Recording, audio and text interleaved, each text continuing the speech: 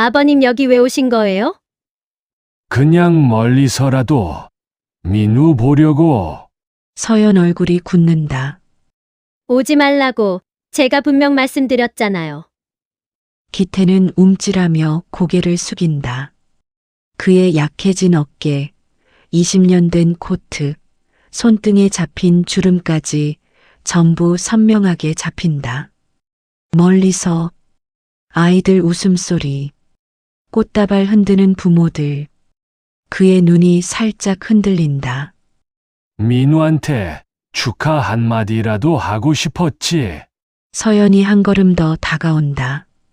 기태와의 거리를 단칼에 끈 듯 좁힌 뒤 민우가 아버님 오시면 부담스러워해요. 그리고 친정 쪽에서도 불편해하니까. 오늘은 돌아가 주세요. 바람 한 번 스친다.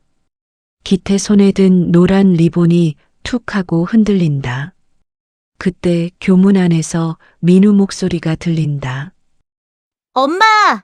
기태의 얼굴이 밝아지려는 순간 서연이 몸으로 민우 시야를 막는다. 민우가 헷갈리면 안 돼요. 기태 눈빛이 완전히 젖는다.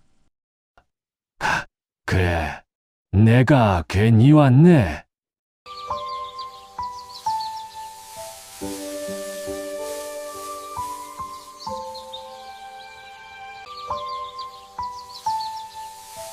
봄 햇살이 아직 차갑게 묻어있는 오전. 초등학교 교문 앞에는 색색의 포장지와 꽃다발, 아이들의 웃음소리가 섞여 있었다. 하지만 그 활기 속에 조용히 서 있는 남자가 있었다. 한기태, 63, 검정 구두, 20년 전 아내가 생일 선물로 사준 회색 코트, 손엔 노란색 리본이 달린 공책. 그는 교문 너머를 향해 마치 먼 여행을 떠난 사람처럼 조심스레 고개를 기울였다. 민우는 어디 있나?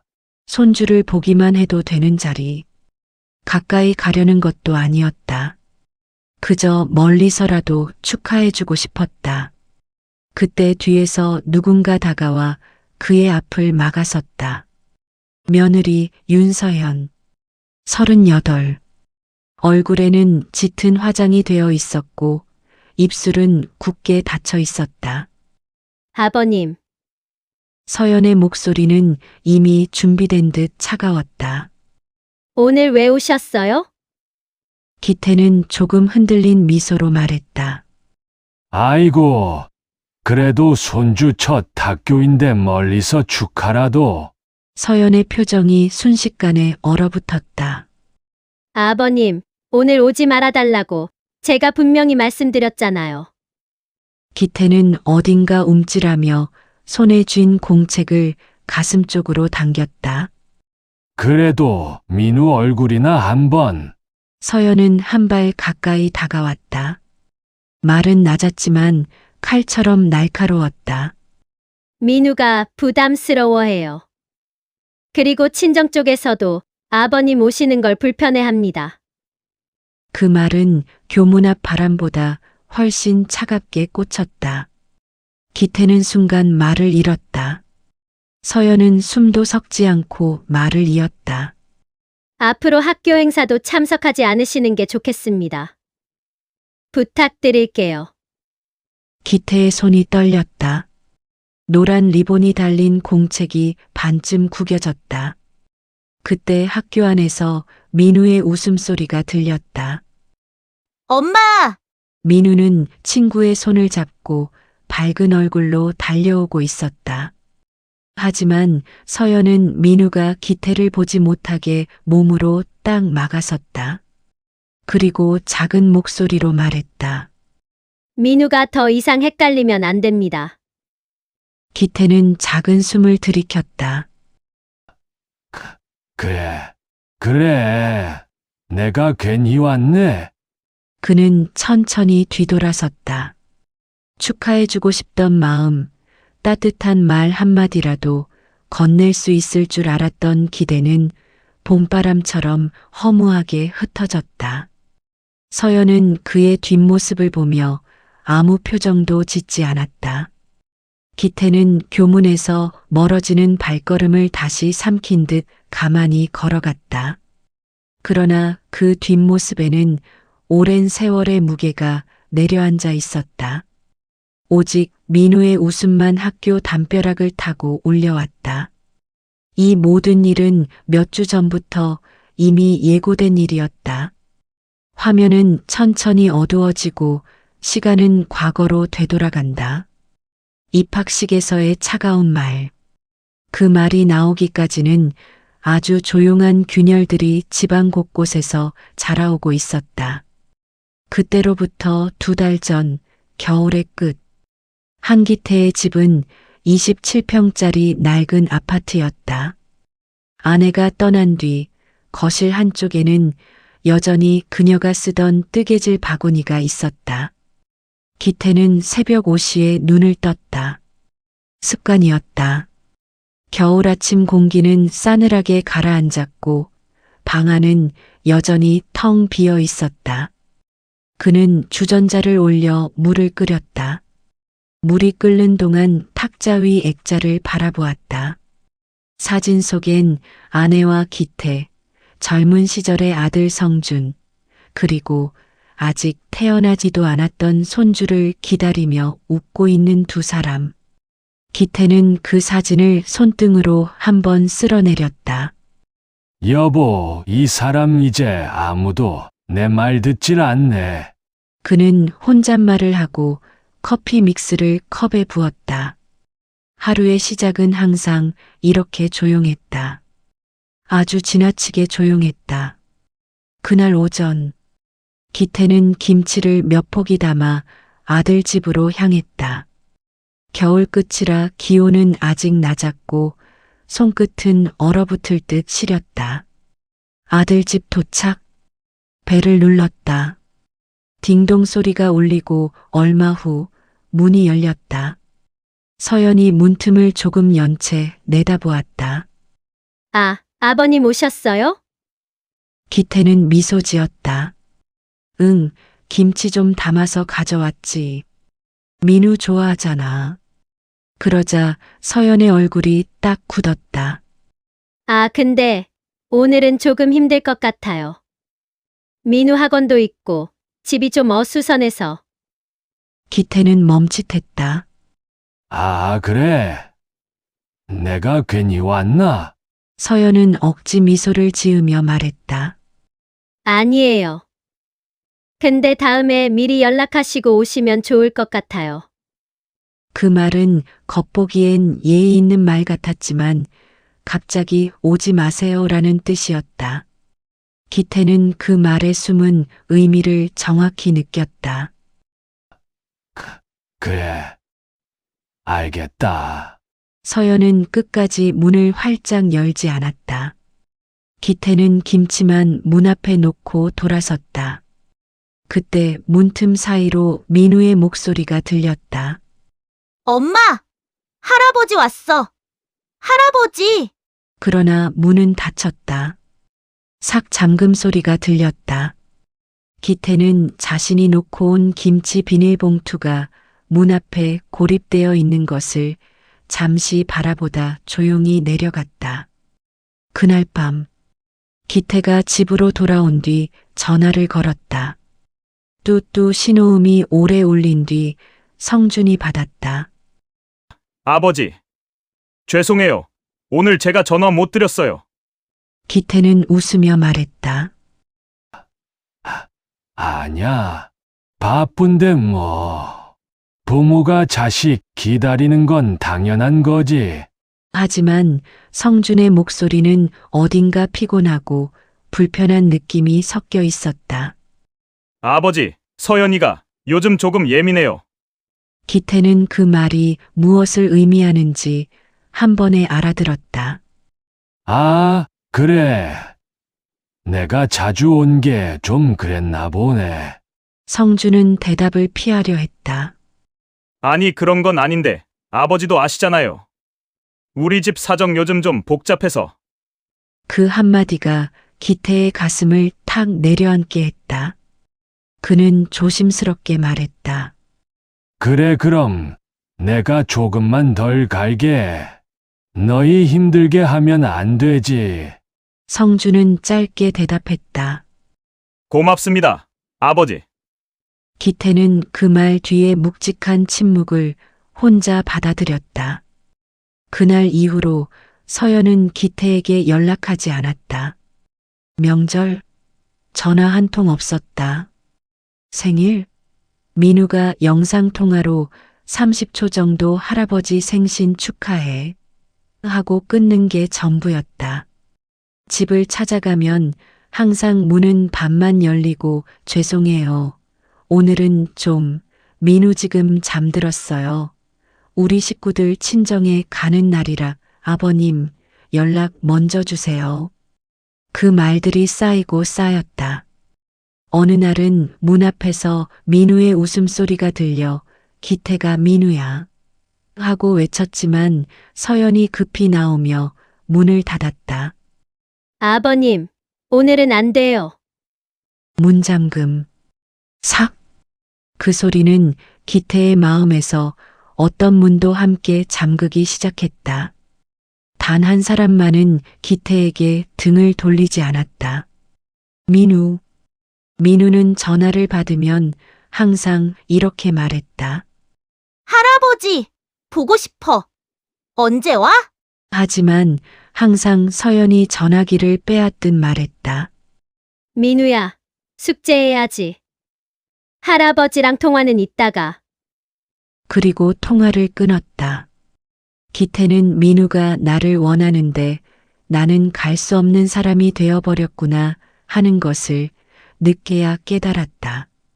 기태는 다시 김치를 담가 들고 갔지만 문이 열리지 않았다. 배를 몇 번 눌러도 안에서 인기척만 들릴 뿐 누구도 나오지 않았다. 기태는 문틈 사이로 새어나오는 민우의 웃음소리를 들으며 작게 웃었다. 그래, 내가 선 넘지 말아야지. 그는 김치를 문 앞에 놓고 아무 말 없이 발길을 돌렸다. 그 뒤로 아들 집 문은 기태에게 쉽게 열리지 않았다. 그리고 그게 모든 비극의 첫 조각이 되어버렸다. 서연은 겉으로 보기엔 잘 정리된 사람이었다. 깔끔한 옷, 정리된 말투, 웃을 때 예쁘게 올라가는 눈매. 하지만 그 눈매 속엔 언제부터인가 두려움이 자리 잡고 있었다. 보통 사람들은 겉모습만 보고 성준 씨 아내는 참 야무지고 똑부러진 사람이라고 말했지만 서연 자신의 속마음은 늘 불안으로 가득 차 있었다.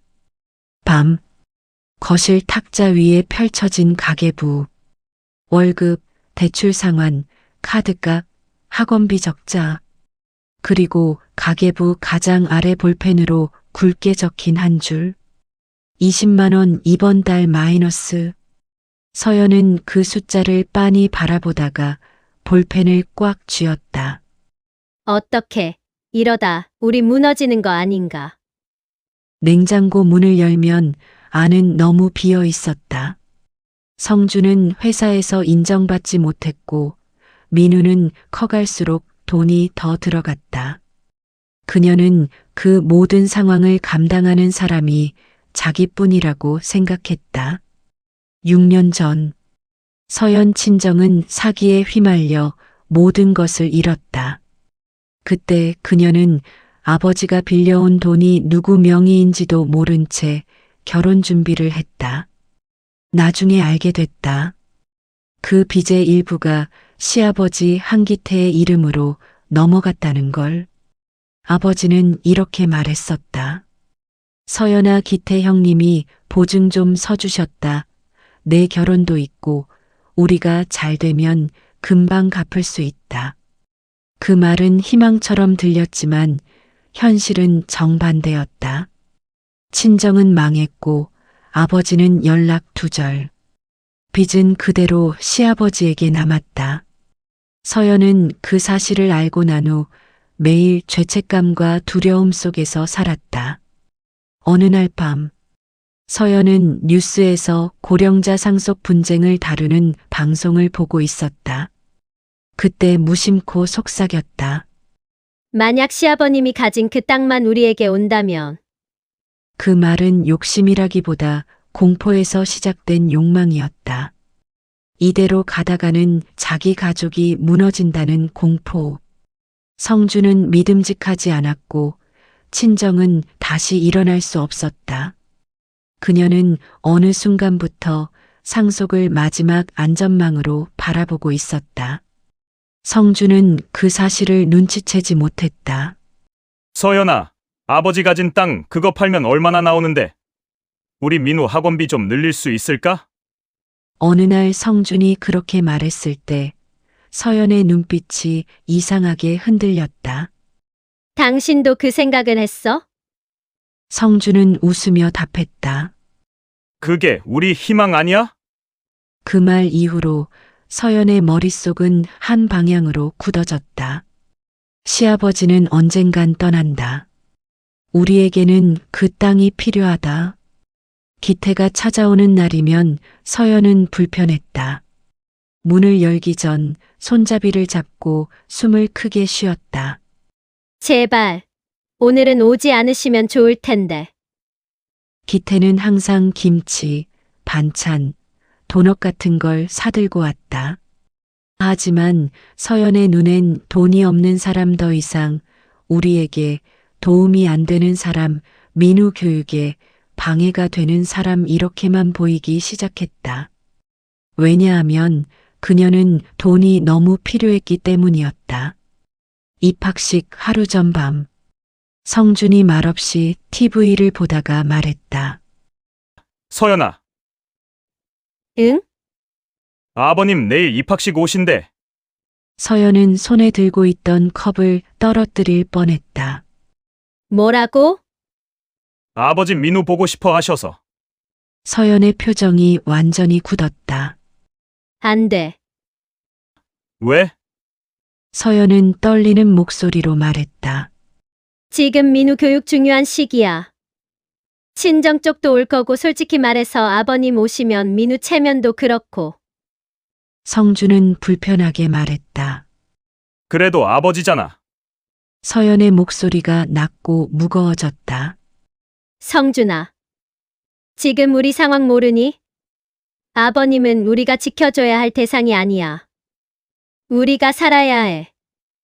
성주는 그 말에 아무 말도 하지 못했다. 입학식 당일 교문 앞에서 서연은 그 말을 꺼냈다. 아버님 오늘은 오지 말아주세요. 그 말의 끝에는 이런 생각이 있었다. 이제 아버님은 우리가 감당하기엔 너무 큰 짐이다. 그리고 그 말은 기태의 마음을 가장 깊은 곳에서 찢어버렸다. 입학식에서 돌아온 날, 한기태는 집문을 열자마자 코트를 벗지 않은 채 그 자리에 멈춰섰다. 현관의 정막, 벽에 걸린 낡은 시계 초침만 딱, 딱 울리는 소리. 그는 신발도 벗지 않은 채 그 자리에서 천천히 무릎을 꿇었다. 다리가 아닌 가슴이 먼저 무너졌다. 기태는 거실 깊숙한 곳을 바라봤다. 아내가 살아있던 시절, 이 집은 따뜻했다. 항상 된장국 냄새가 나고 아내의 뜨개질 소리, TV 소리, 서로에게 건네던 잔잔한 농담들 하지만 지금은 다 사라졌다. 기태는 사진틀을 꺼내 아내의 사진 앞에 앉았다. 사진 속 아내는 언제나처럼 부드럽게 웃고 있었다. 기태는 떨리는 손으로 사진을 살짝 쓰다듬었다. 여보, 당신 가고 나니까 내가 아무것도 아닌 사람이 되어버렸네. 그는 심호흡을 했지만 목이 메어 끊겼다. 아들 집에 내가 간 게 왜 저렇게 불편한 일이 되었을까? 그는 사진 앞에서 아주 오래 움직이지 않았다. 잠시 후 기태는 냉장고 문을 열었다. 안에는 김치통 하나, 찬물 같은 물 한 병, 남은 반쯤 빈 두부 한 모. 그뿐이었다. 아이고, 또 라면 먹어야겠네 하지만 라면조차 아내가 없으니 맛이 없었다. 기태는 조용히 라면을 끓이며 조용히 중얼거렸다. 내가 이렇게 살려고 평생 일했나? 라면 국물 냄새가 빈집에 쓸쓸하게 퍼졌다. 기태는 한 숟가락 뜨다가 젓가락을 내려놓았다. 민우는 지금 뭐 하고 있을까? 아까 웃던 얼굴 나를 못 본 줄 알겠지? 그 생각만 해도 가슴이 덜컥 내려앉았다. 그때 전화가 울렸다. 성준이었다. 아버지, 오늘 서연이 너무 예민해서 죄송합니다. 기태는 애써 웃음 섞인 목소리를 냈다. 아냐, 아니야. 내가 괜히 갔지. 너희도 바쁘. 성준은 머뭇거리다가 말했다. 아버지, 민우가 입학식에서 친구들 앞에서 할아버지가 갑자기 오시는 걸 조금 어색해 할까봐? 기태는 그 말이 거짓이라는 걸 바로 알았다. 민우는 그런 아이가 아니었다. 그는 조용히 말했다. 그래, 내가 잘못했네. 성준은 미안해했다. 아버지, 요즘 우리 집 사정이 좀 복잡하잖아요. 기태의 목소리가 아주 작게 흔들렸다. 그래, 너희 힘든 거 안다. 성준이 말하려는 걸 기태가 먼저 막았다. 됐어. 준나, 부담 갖지 마. 통화를 끊는 순간 기태의 얼굴에는 말할 수 없이 깊은 외로움이 드리워졌다. 그날 밤 기태는 작은 서랍을 열었다. 가운데 칸에는 아내가 남긴 반지와 흑백 사진이 있었다. 그리고 그 밑에 아내가 생전에 적어둔 메모 하나. 여보, 만약 내가 먼저 가면 당신은 절대 혼자 울지 마요. 준이와 아이를 사랑해 주세요. 그 문장을 보는 순간 기태의 속에서 무언가 무너져 내렸다. 여보 사람 마음이 언제 이렇게 흩어졌을까? 그는 펜을 들었다. 흰 종이에 삐뚤삐뚤한 글씨로 천천히 적기 시작했다. 민우에게 할아버지가 너에게 남기고 싶은 말. 그리고 입술을 깨물고 또 다른 문장을 적었다. 나는 이제 혼자서 조용히 살 준비를 하고 있었다. 그 문장은 기태의 마음속 진실이었다. 그러나 그 진실은 아직 아무도 모르고 있었다. 기태는 테이블 위에 종이를 펼쳐놓고 한참을 고민했다. 민우 너라도 나 기억해주면 그걸로 됐지. 그는 아내와 함께 한 사진을 보며 조용히 혼잣말했다.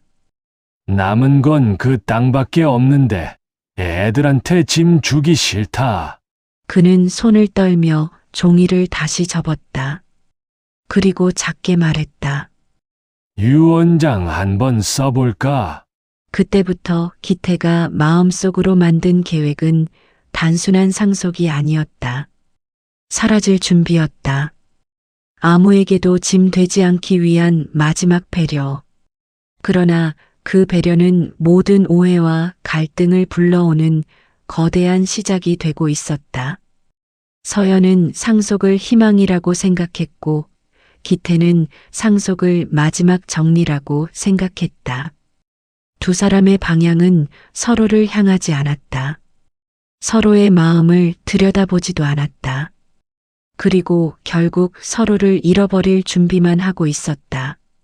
기태는 그날 밤 문 앞에 놓인 김치통을 들고 천천히 집으로 돌아왔다. 손에 들린 김치통의 무게는 가벼웠지만 마음속 무게는 눈폭풍처럼 쌓여가고 있었다. 서연이 왜 이렇게까지 나를 피할까 하지만 그 질문 뒤에는 또 다른 질문이 있었다. 혹시 나 때문에 무슨 일이 있었던 건가? 현관문 안쪽 바닥에 하얀 봉투 하나가 떨어져 있었다. 기태는 허리를 굽혀 그것을 주워들었다. 보낸 EK 파이낸셜 법무팀. 기태의 손끝이 차갑게 굳었다. 그 회사 이름은 평생 잊을 수 없는 이름이었다. 그는 천천히 봉투를 뜯었다. 채권 압류 예약 관련 안내문. 문구는 딱딱했지만 기태의 눈은 그 문장을 정확히 읽었다. 귀하의 명의로 등록된 구동 토지 일부의 채권자 K파이낸셜의 압류 예약이 유지 중임을 알려드립니다. 기태는 눈을 감았다. 또 이 편지네.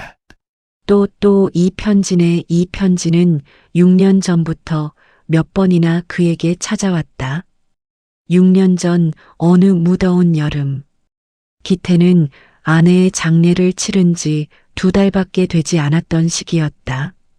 집 전화가 울렸다. 여보세요? 한기태 고객님 맞으십니까? K파이낸셜 담당자입니다. 그때까지만 해도 그 이름이 무슨 뜻인지 몰랐다. 보증 관련해 연락드렸습니다. 시서현의 아버지 채무건으로. 그 순간 기태는 멈췄다. 보증. 내가? 무슨 보증? 직원은 차분히 말했다. 고객님 명의로 되어 있는 보증 채무가 일부 활성화되어 있습니다. 금액은 그 금액을 듣는 순간 기태는 전화기를 떨어뜨릴 뻔했다. 3억 8천. 기태는 믿을 수 없었다. 무슨 말입니까? 저는 보증을 선 적이 없습니다. 계약서에 고객님 도장이 있습니다. 기태는 말문이 막혔다. 기태의 도장? 도장이 그렇다면 설마 그는 어쩐지 마음에 걸렸던 한 장면을 떠올렸다.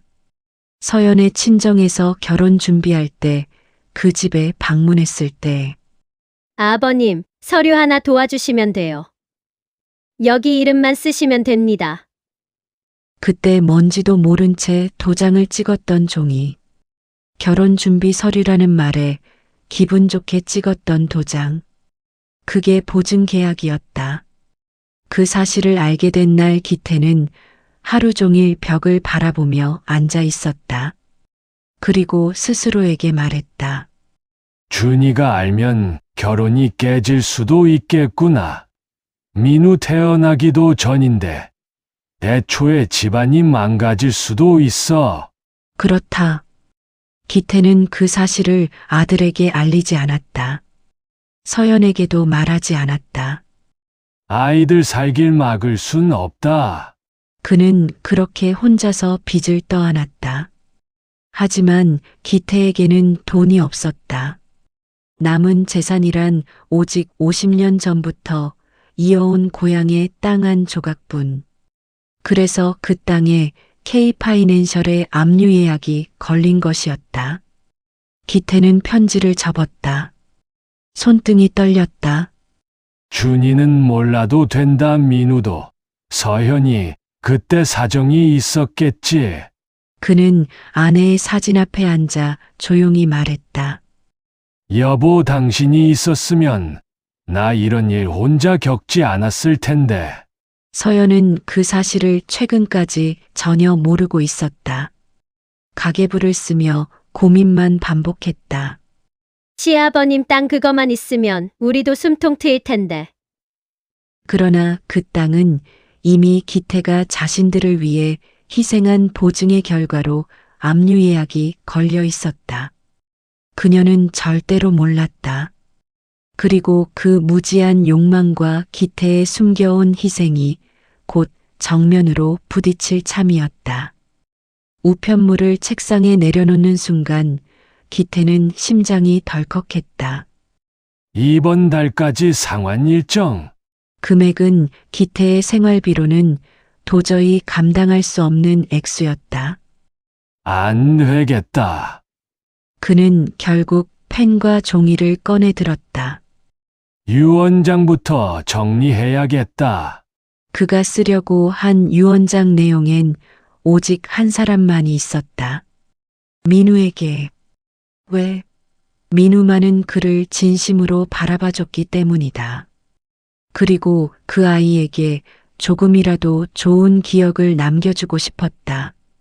그가 그렇게 결심할 때 서연은 다른 곳에서 전혀 다른 생각을 하고 있었다.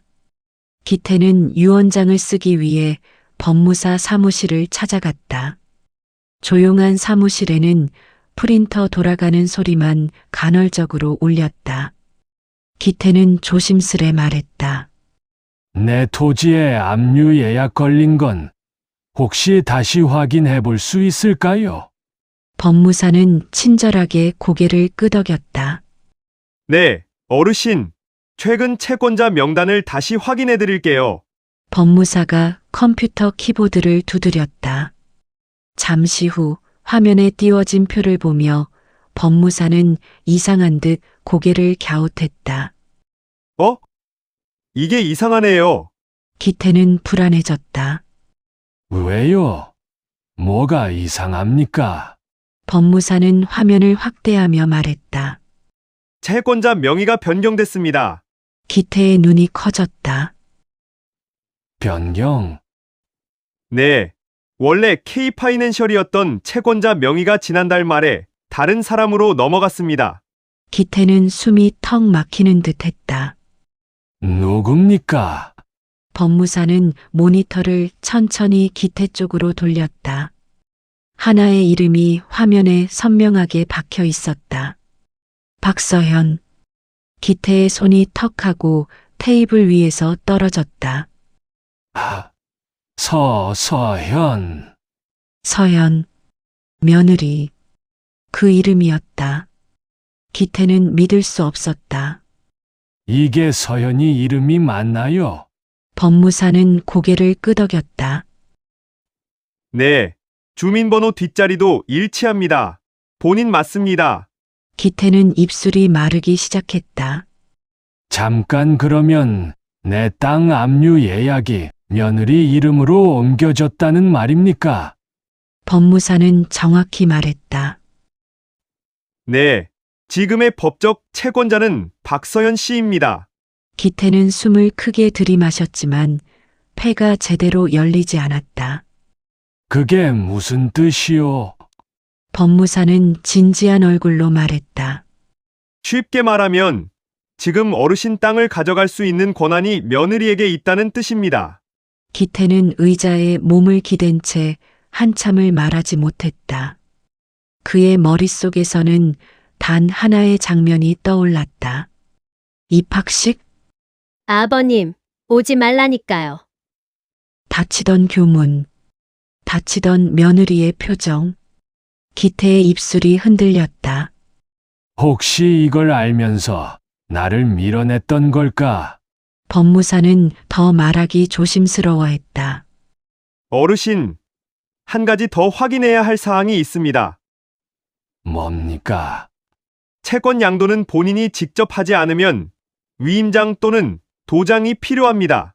기태는 손이 굳었다. 도장. 법무사는 말했다. 채권을 며느리에게 넘긴 서류에 어르신 도장이 찍혀 있습니다. 기태는 심장이 뚝 떨어지는 느낌을 받았다. 아, 네. 도장. 네, 보아하니 6년 전 서류와 같은 도장 같네요. 기태의 눈동자가 크게 흔들렸다. 그는 알아버렸다. 그때 결혼 준비한다고 무심코 도장 찍어준 종이. 그때 그 도장이 6년 뒤 며느리 손에 들어갔고 그 서류는 지금 기태의 전 재산을 며느리가 가져갈 수 있는 상태로 만들어버린 것이다. 그럼 나 그때부터 며느리 손아귀에 있었던 건가? 기태는 숨을 한번 크게 삼켰지만 숨조차 잘 들어오지 않았다. 하지만 기태를 더 고통스럽게 했던 건 내 재산 때문이 아니었다. 그가 정말로 아파한 건 딱 한 가지였다. 민우를 보는 것도 이젠 다 며느리 허락이 있어야 한다는 뜻이었나?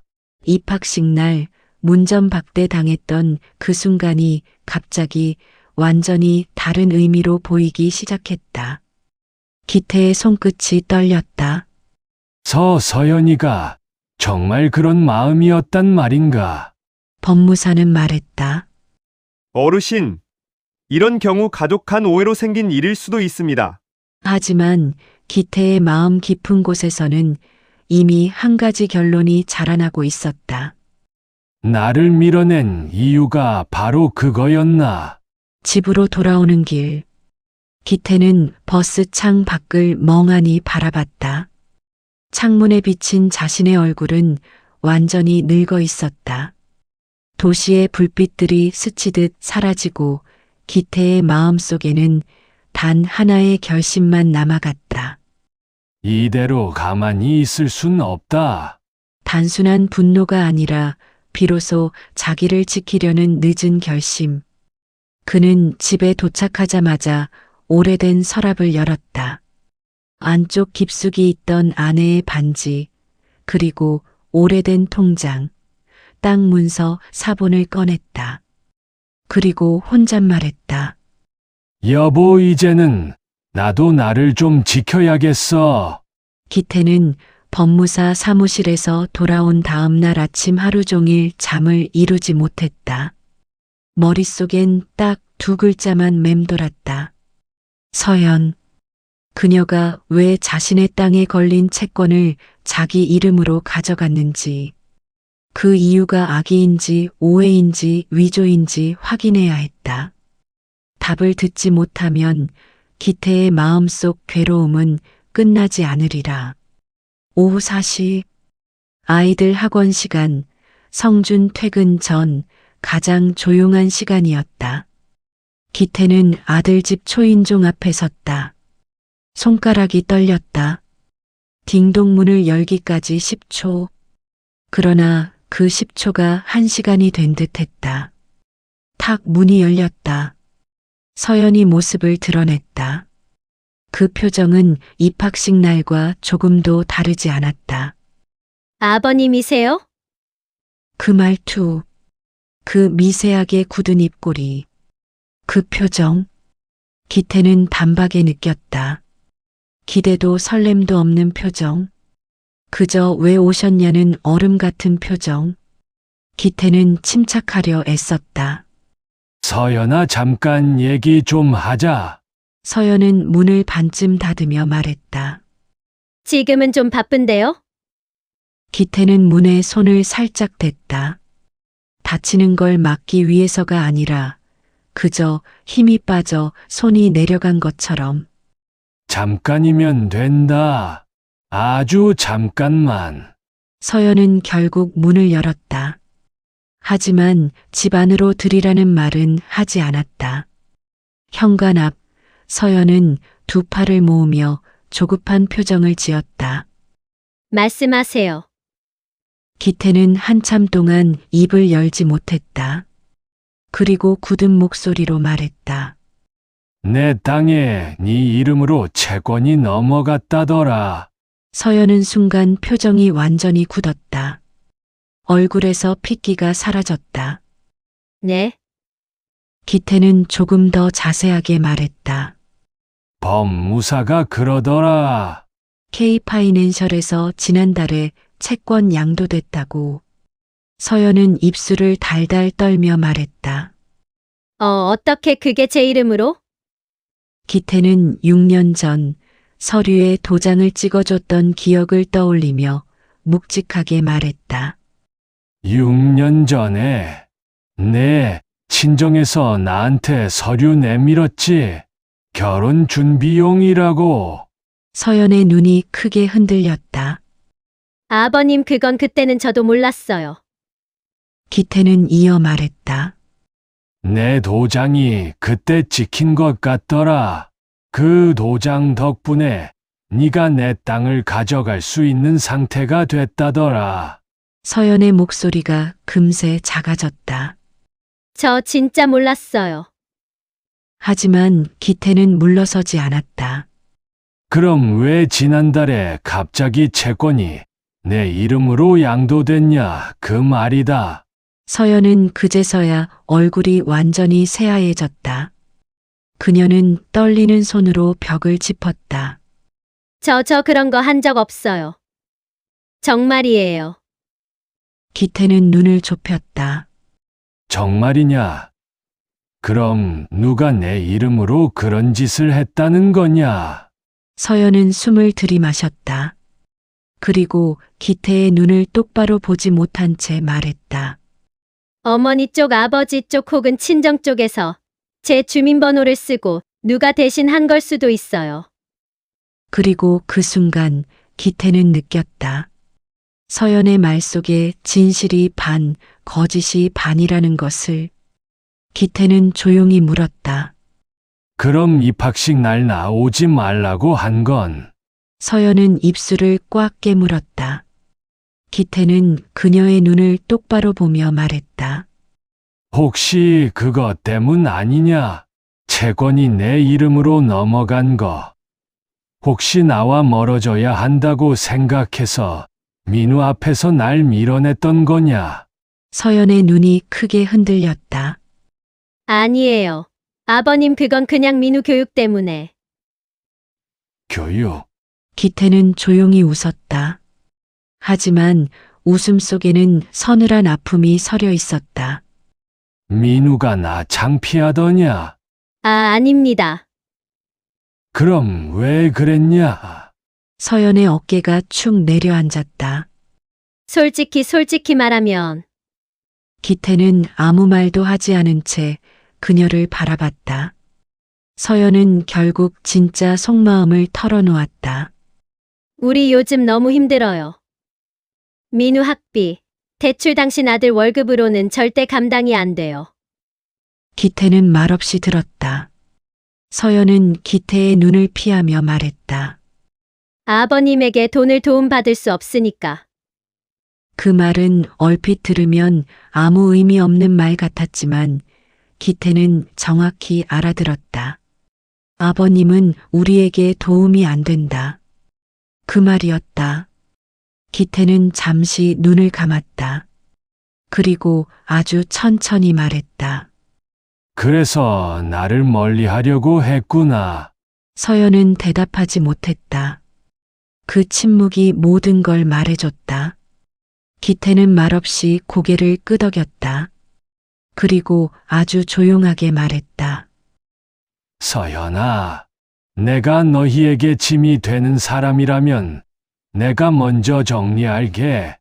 서연은 얼굴이 하얘졌다. 아니에요. 아버님 그런 뜻으로. 괜찮다. 기태의 목소리는 슬프도록 차분했다. 난 너희에게 더 이상 부담 주고 싶지 않다. 그는 천천히 뒤돌아섰다. 서연은 그 뒷모습을 보고 입술을 떨었다. 하지만 그는 끝내 뒤돌아보지 않았다. 현관문은 아주 조용히 닫혔다. 탁, 그 소리는 서연의 가슴에도 큰 파문을 만들었다. 기태가 떠난 뒤 현관문이 닫히자마자 서연은 그대로 바닥에 주저앉았다. 양손이 떨렸다. 눈동자는 흐려졌고 입술은 하얗게 말라 있었다. 어떻게 아버님이 그걸 아신 거야? 그녀는 그동안 숨겨왔던 불안이 폭발하듯 밀려오자 벽에 기대어 숨을 몰아쉬었다. 그때 뒤쪽 방에서 성준이 나왔다. 여보, 누구랑 얘기했어? 서연은 놀라며 급히 눈물을 닦았다. 아무도 아니야. 하지만 성준은 이상함을 눈치채고 다가왔다. 왜 그래? 울었어? 서연은 고개를 저었지만 손끝의 떨림이 멈추지 않았다. 아니야, 그냥 피곤해서. 그러나 성준의 눈은 그녀의 표정이 거짓말임을 정확히 읽었다. 그는 서연의 어깨를 잡았다. 방금 문 앞에서 아버지 목소리 들린 것 같은데. 그 말에 서연의 눈동자가 크게 흔들렸다. 그게 무슨 일 있었어? 서연은 결국 숨을 깊게 들이마셨다. 그리고 마지못해 입을 열었다. 나 아버님이랑 조금 얘기했어. 무슨 얘기? 그냥 입학식 때 있었던 일. 성주는 눈을 좁혔다. 여보, 입학식 일로 아버지가 그렇게까지 상처받을 일은 없어야 하는 거 아니야? 서연은 그 말을 듣고 갑자기 폭발하듯 말했다. 당신이 뭘 알아? 우리 집 사정도 모르면서. 성주는 당황했다. 우리 집 사정. 서연은 입술을 깨물었다. 그리고 입을 열지 못한 채 떨리는 눈으로 성준을 바라봤다. 성준은 그 눈빛에서 뭔가 큰일이 있음을 직감했다. 서연아, 말해봐. 우리 무슨 일이 있는 거야? 서연은 작은 목소리로 말했다. 당신 아버님 땅 그거 압류돼 있어. 성준의 얼굴이 굳었다. 뭐? 6년 전부터 K파이낸셜에서. 성준은 말문이 막혔다. 그걸 왜 지금 말하는데? 서연은 자책과 두려움으로 입술을 떨며 말했다. 나도 오늘 처음 알았어. 오늘 응, 아버님이 법무사한테 가서 그 사실을 알아버리셨어. 성준은 손으로 머리를 감쌌다. 아버지가 혼자 그걸 감당해 온 거야? 서연은 고개를 끄덕이면서 울음을 삼켰다. 나 몰랐어. 정말로 몰랐어. 하지만 그 순간 성준의 눈동자는 점점 더 어두워지고 있었다. 그리고 조금 전 기태의 뒷모습이 떠올랐다.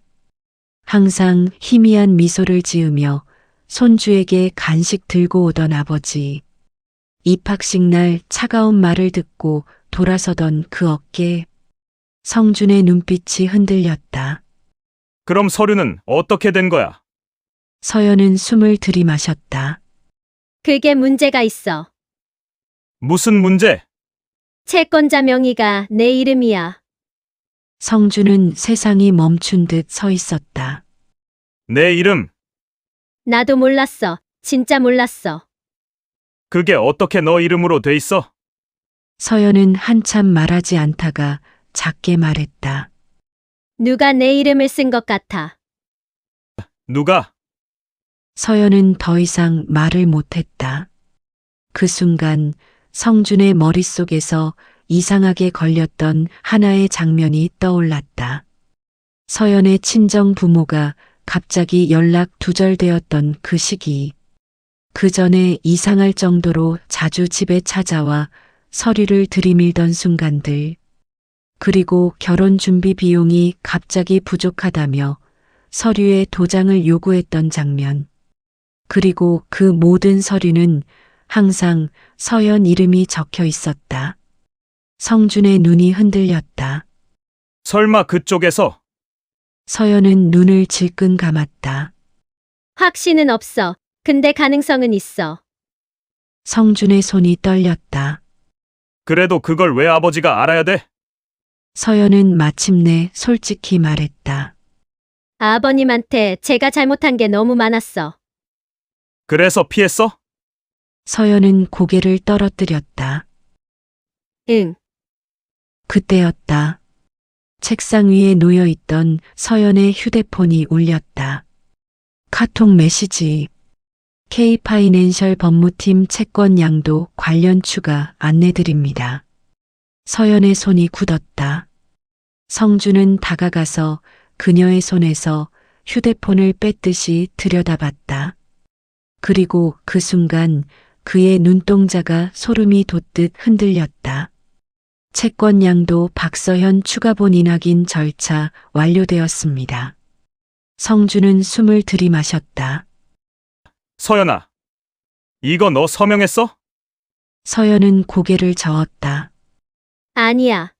나 그런 거 한 적 없어. 내가 왜 아버님 땅을. 하지만 성준의 표정은 이미 굳어갔다. 그럼 누가 내 이름으로 본인 확인을 했다는 거야? 서연은 말을 잇지 못했다. 그리고 그 순간 성준의 머릿속에 또 다른 가능성이 번개처럼 스쳤다. 혹시 내 친정 쪽에서? 그러자 서연의 얼굴이 순식간에 무너져 내렸다. 그럴 수 있어. 그 사람들 예전에 내 신분증 잠깐 맡긴 적도 있어. 성준의 얼굴이 굳어졌다. 신분증을 맡겼다고? 서연은 고개를 끄덕였다. 그때 사기당해서 정신 없을 때. 성준은 아버지의 뒷모습을 떠올렸다. 짐이 되는 사람이라면 내가 먼저 정리하마. 그 말이 갑자기 너무 크게 가슴을 찌르기 시작했다. 아버지는 이 사실 알고 얼마나 혼자 버티셨을까? 그때 성준의 눈은 책상 옆 서랍 하나에 꽂힌 얇은 하얀 봉투를 발견했다. 봉투 옆에는 작게 적혀 있었다. 아버님 건 열어보지 말 것. 하지만 성준은 손을 뻗었다. 봉투 안에는 단 2장의 종이만이 들어 있었다. 그리고 그 종이를 보는 순간 성준은 숨을 들이켰다. 입금 내역서, 송금인 한기태, 수취인 박서현 부모, 6년간 총액 1억 8,400만 원. 성준의 손에서 종이가 떨어졌다.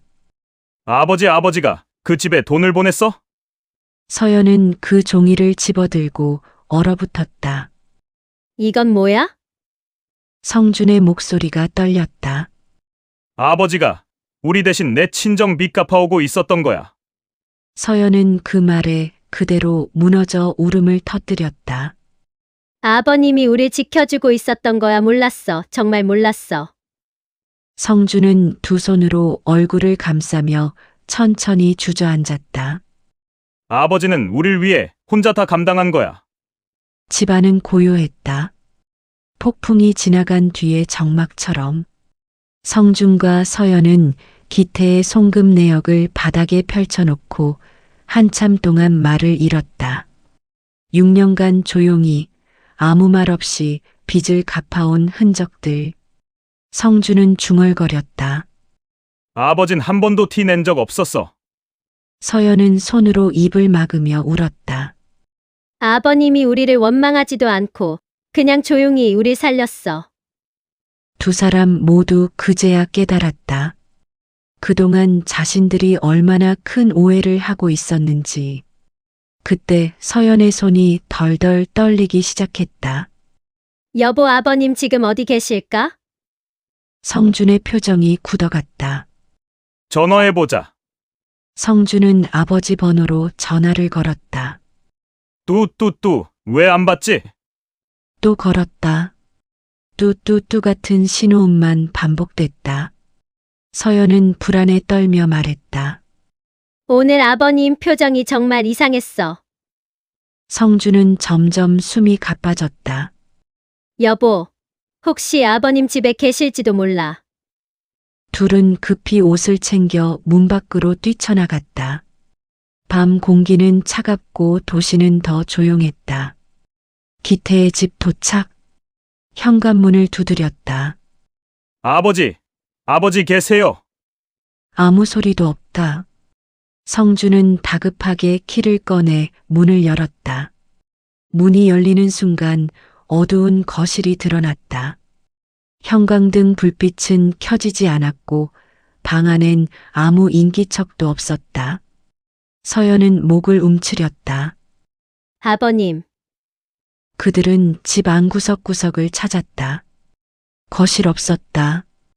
방 비어 있었다. 부엌 라면 하나가 봉지째 테이블에 뜨겁지도 차갑지도 않은 채 놓여 있었다. 서연은 눈을 크게 떴다. 여보, 이거 아버님 아무것도 못 드시고 나가신 거야. 성준의 턱이 떨렸다. 아버지 혼자 어디 간 거야? 그때 서랍장이 열려 있는 것을 발견했다. 성준이 다가가 서랍을 열어보려는 순간 서연이 먼저 외쳤다. 여보, 이거. 서연이 손에 든 것은 흰 종이 한 장. 유언장. 성준은 종이를 받아들고 천천히 읽어내려갔다. 민우에게 할아버지가 너를 많이 사랑한다. 너는 내가 살아온 이유이고 이제는 남겨질 이유다. 준아, 서연아, 내가 너희에게 짐이 되기 싫었다. 이제 나는 조용히 살아갈 생각이다. 나를 찾지 마. 성주는 그 자리에서 무릎을 꿇었다. 아버지, 이게 뭐야? 도대체 어디 간 거야? 서연은 얼굴을 손으로 가리며 울었다. 아버님, 이거 쓰고 집 나가신 거 맞아? 방 안에는 누군가가 마지막으로 앉아 있다가 자리에서 일어선 듯한 희미한 따뜻함만 남아 있었다. 그때 성주는 방 구석 쓰레기통 가까이 놓여 있는 작은 메모 한 장을 발견했다. 거기엔 짧은 주소 하나가 적혀 있었다. 구동 아내와 함께 갔던 곳. 성주는 그 주소를 보자마자 숨을 들이켰다. 여보, 여기 우리 어머니 산소 있는 곳이야. 서연은 손을 입에 대고 울먹였다. 아버님 혹시 거기 계신 거 아닐까? 둘은 서둘러 차를 타고 산소가 있는 산비탈로 향했다. 산 입구에 도착했을 때 이미 밤하늘에서 작은 눈발이 날리기 시작했다. 기온은 급하게 떨어지고 어둠은 더 짙어졌다. 성주는 손전등을 켜고 서연의 손을 잡고 말했다. 올라가자. 아버지 혼자 계시면 위험해. 둘은 가쁜 호흡을 내쉬며 계단을 올라갔다. 발밑에서 바스락 마른 나뭇잎이 부서지는 소리. 서연의 눈에는 벌써 눈물이 고였다. 아버님 제발 거기 계시기만 하세요. 드디어 양쪽 소나무 사이로 아내의 묘비가 보였다. 그곳에는 작은 그림자 하나가 바닥에 웅크린 듯 있었다. 성주는 손전등을 비추며 외쳤다. 아버지! 그림자는 천천히 고개를 들었다. 흰 머리칼, 떨리는 어깨, 기태였다. 눈발 속에서 옷은 얇고 얼굴은 창백했다. 기태는 성준과 서연을 보며 작게 말했다. 왜 왔냐? 서연은 그 말에 그 자리에서 무너졌다. 아버님 제가 잘못했어요. 눈물은 쏟아져 내렸고 그녀는 두 손으로 얼굴을 가린 채 바닥에 무릎이 그대로 닿았다.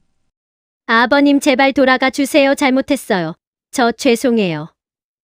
기태는 그 모습을 보며 말없이 바람 속에 서 있었다. 눈발 사이에서 그의 눈가에도 작은 빛이 번지고 있었다. 죽으려고 온 거 아니다. 그냥 여보 보러 온 거다. 그 말은 서연과 성준의 심장을 한 번 더 깊게 찔렀다. 산소 앞 작은 바람만이 가늘게 불어왔다. 기태는 눈발 속에서 아들이 자신을 향해 뛰어오는 모습을 가만히 바라보고 있었다. 성준은 흔들리는 목소리로 말했다. 아버지, 왜 여기 계세요? 기태는 조용히 묘비를 쓰다듬었다. 너희 엄마 보고 싶어서 왔다. 그 말에 성준의 목이 덜컥 메었다. 집 나가신 줄 알고 얼마나 찾았는지. 기태는 아들 얼굴을 바라보았다. 준아 난 짐이 되기 싫었다. 그 말은 바람에 실려 서연의 가슴에도 깊게 박혔다. 서연은 눈물에 젖은 목소리로 바닥에 무릎을 꿇고 말했다. 아버님 잘못했어요. 기태는 그녀를 잠시 바라봤다. 서연은 고개도 들지 못한 채 계속 말했다. 저 아버님이 저희에게 그렇게 큰 걸 해주신지 몰랐어요. 6년간 우리 대신 빚 갚으신 것도 저 아버님을 멀리한 것도 다 잘못이었어요. 그 말이 그녀 입에서 쏟아지는 동안 기태의 눈가도 천천히 젖어갔다. 일어나. 서연은 고개를 저었다. 아니에요. 제가 여기서 죄송하다고 말씀드려야. 기태는 바람에 닿은 손으로 서연의 어깨를 살며시 잡았다. 일어나라 춥다. 그 한마디에 서연은 끝내 오열해버렸다. 아버님 정말 죄송해요. 진심으로 미안해요. 기태는 묘비 앞에 조용히 앉았다. 성준과 서연도 옆에 앉았다. 셋은 한동안 아무 말도 하지 않았다. 눈발만 조용히 떨어졌다. 기태는 아내의 묘비를 바라보며 말했다. 여보, 우리 애들 참 많이 힘들더라. 성준의 눈에서는 눈물 한 줄기가 흘렀다. 아버지 저희한테 왜 말 안 하셨어요? 기태는 하늘을 보면 말했다. 너희가 내 걱정할까 봐서. 서연이 그때 친정일 때문에 고생한 것도 알았다. 그래서 내가 그냥 갚으면 되는 거라고 생각했지. 그 말에 서연은 다시 눈물을 훔쳤다. 아버님 저 그런 거 몰랐어요. 기태는 고개를 끄덕였다. 알면 뭐하냐. 말 안 했는데. 성준은 조심스럽게 물었다. 아버지, 그럼 유 원장은? 기태는 작은 미소를 지었다. 그건 내가 잠깐 너희랑 멀어져서 혼자 살 준비하려고. 성준은 고개를 저었다. 아버지 그런 거 쓰시면 안 돼요. 기태는 서연을 바라봤다. 내가 나한테 도움 안 된다고 생각한 거 나도 알고 있었다. 서연은 얼굴을 감싸며 말했다. 그건 순간적인 제가 잘못 생각해서. 기태는 그녀에게 작은 미소를 보였다. 됐어. 너도 힘들었으니까. 근데 이제 걱정 말아라. 기태는 내려다보던 봉투 하나를 꺼냈다. 성준과 서연은 놀란 눈빛으로 바라봤다. 이게 뭐예요? 기태는 봉투를 서연에게 내밀었다. 채권 포기서다. 서연은 눈이 커졌다. 채권 포기? 기태는 고개를 끄덕였다. 법무사 통해서 오늘 오전에 처리했다. 내 이름으로 넘어간 채권 나한테 다시 돌아오고 나는 그걸 전부 포기했다. 성준은 숨을 들이켰다. 아버지, 그럼 기태는 말했다. 아, 그렇다. 그 땅은 이제 아무에게도 압류되지 않는다. 서연은 입술을 떨며 울었다. 그럼 저희 살 수 있어요? 기태는 고개를 끄덕였다. 아, 응. 내가 너희 살라고 정리한 거다. 성준이 물었다. 그럼 아버지, 그 땅 누구에게 넘기실 거예요? 기태는 묘비를 향해 앉은 채 바람 사이로 작게 웃었다. 내 땅은 누구 것도 아니다. 성준은 눈을 떴다. 네, 기태는 말했다. 그 땅은 아버지와 어머니 둘이 평생 일한 걸로 마련한 거다. 그래서 나는 그 땅을 사람에게 주지 않기로 했다. 서연은 놀라서 말했다. 그럼? 기태는 하늘을 보며 말했다. 민우 이름으로 기부하고 왔다. 둘은 숨을 멈췄다. 기부요? 기태는 고개를 끄덕였다. 그래. 민우에게 남길 유산은 돈이 아니라 부끄럽지 않은 이름이더라. 아이한테 부담 줄 필요 없다. 서연은 그 자리에서 무너져 울었다. 아버님은 대체 어떤 마음으로? 기태는 서연의 어깨에 가만히 손을 올렸다. 너희 살아갈 길은 너희가 찾으면 된다.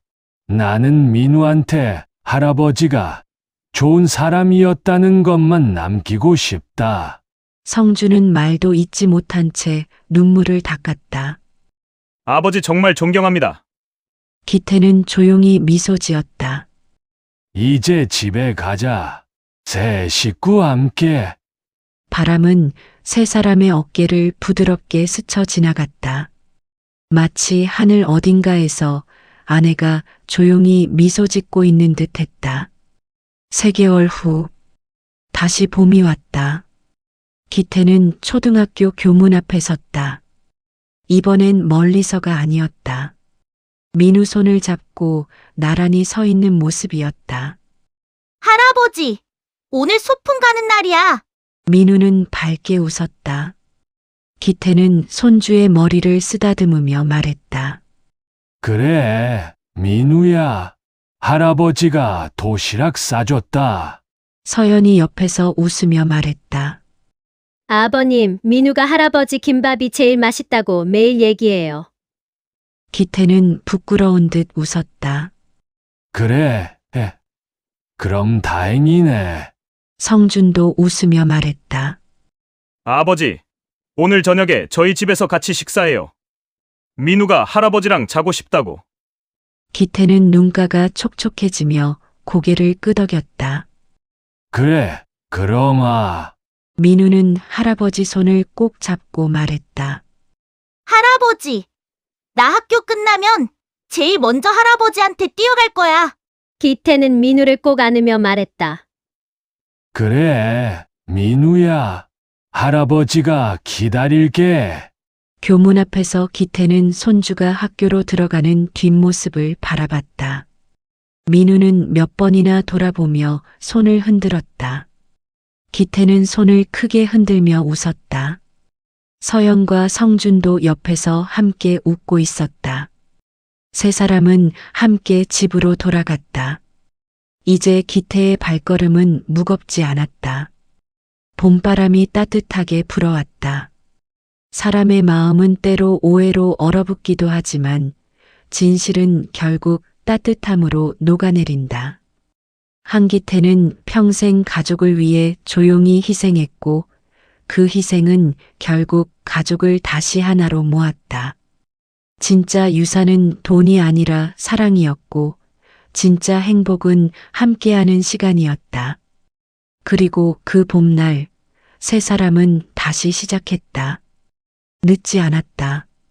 사랑은 언제나 우리를 기다리고 있으니까. 오늘 사연이 어떠셨나요? 사연이 재밌으셨다면 주변 분들에게 공유해주세요. 구독과 좋아요로 마음을 전해주시고 어디서 이 이야기를 들으셨는지 댓글로 남겨주세요. 더 좋은 이야기로 행복을 전해드리겠습니다.